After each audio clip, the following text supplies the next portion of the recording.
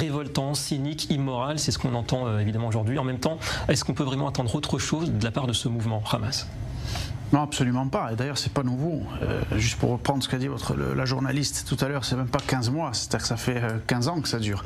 C'est très bien que les locaux de l'ONU, tous ces bâtiments-là ont toujours été utilisés par le Hamas pour cacher des armes, s'en servir de sites de lancement. On le sait, c'est connu depuis fort longtemps.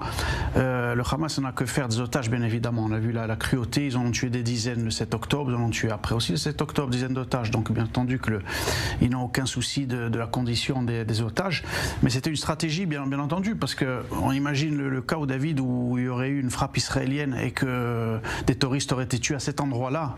Avec les otages, on aurait accusé Israël encore une fois de plus de détruire un bâtiment de l'ONU, donc de viser ce type de bâtiment. Le Hamas s'est servi bien entendu une fois de plus de levier pour faire condamner Israël et de dire oui, ils n'ont aucune pitié, cette salle qui n'a aucune pitié, ces otages. J'imagine le scénario, même si c'est pas arrivé, mais c'était dans la stratégie, bien entendu que c'était quelque chose qui était pensé.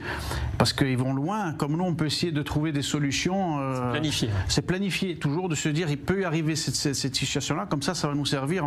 Il y aura vraiment pour Israël la double peine, c'est-à-dire en plus ils ont des otages capturés, et s'il y a un accident de leur part, une frappe qui veut viser des terroristes, en plus on va leur dire qu'ils n'en ont rien à faire eux de leurs propres otages, et donc ils sont sans pitié. Donc ça, gagnant à tous les coups. Ouais. C'est la stratégie du Hamas depuis le départ, David, on n'est pas surpris, et donc il faut que le monde comprenne à qui on a affaire véritablement.